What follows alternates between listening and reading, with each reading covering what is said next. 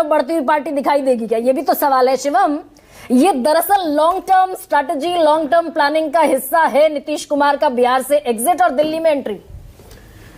देखिए, मुझे लगता है कि नीतीश जी ने जो बिहार के लिए किया, जाहिर है जब भी बिहार की बात होगी नीतीश जी की बात होगी, और नीतीश जी के रिजीम में, समय में जिस तरीके से अविस्मरणीय बदलाव बिहार में आया वो वोटरों ने दिखाया है, वोटरों ने लगातार बताया है।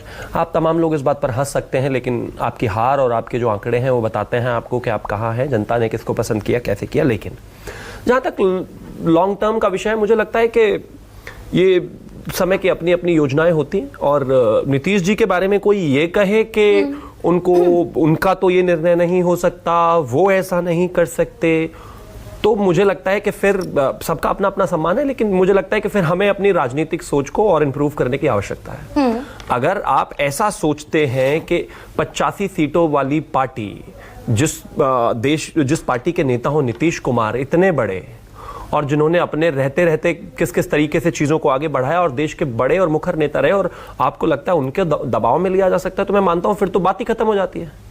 बहुत साफ बात है, सोच समझकर पूरे तरीके से नीतीश। हाँ, ये तो उनके मंत्री का बयान है ना, मदन सहनी कह रहे हैं कि मुख्यमंत्री का निर्णय तो हो ही नहीं सकता। ये लोग ऐसा कह सकते हैं। आप मैं तो वही कह रहा हूँ, वो तो आप लोग भी कह रहे हैं और भी कई लोग कह रहे हैं, सबका अपना स्वतंत्र सोच है, जो चाहे कह सकते हैं। लेकिन क्या ऐसा संभव है? क्या राजनीतिक कसौटी पर देश का इतना बड़ा नेता जो आप राज्यसभा की तरफ आ रहे हैं, केंद्रीय राजनीति में आ रहे हैं, क्या वाकई में ऐसा संभव है?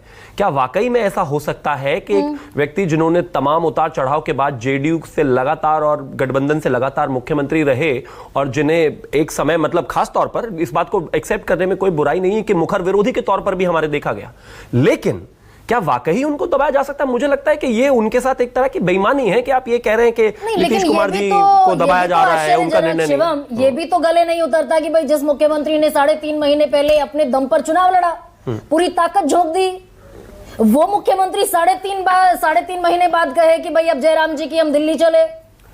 इस देश में बहुत सारे राजनीति के निर्णय, मुझे नहीं लगता कि सब लोगों को गले उतरते हैं। होता है अक्सर ऐसा, कई बार हुआ है, काफी बार हुआ है, इतिहास में जाएंगे बहुत सारे निर्णय ऐसे हैं जहां पर लोगों को लगा है क्या निर्णय हुआ, कैसे हुआ।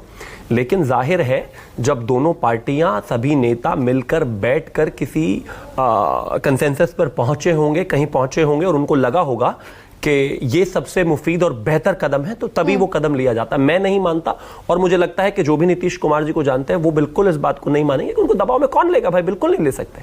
तो कहीं कोई ऐसी बात है ही नहीं, ना कोई ऐसा विषय है।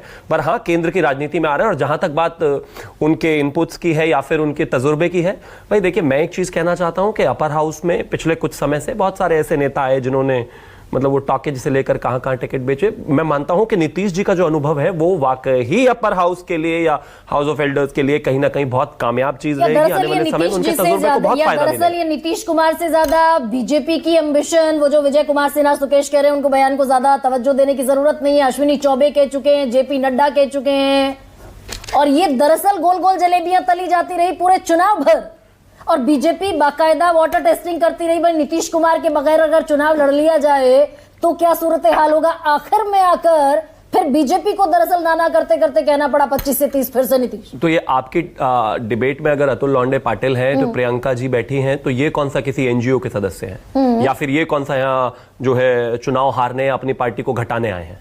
हर किसी का व्यक्ति का ये मानना होता है, हर पार्टी ये चाहती है, वो डिपेंड करता है उसकी मेहनत पर और उसकी दूरदर्शिता पर।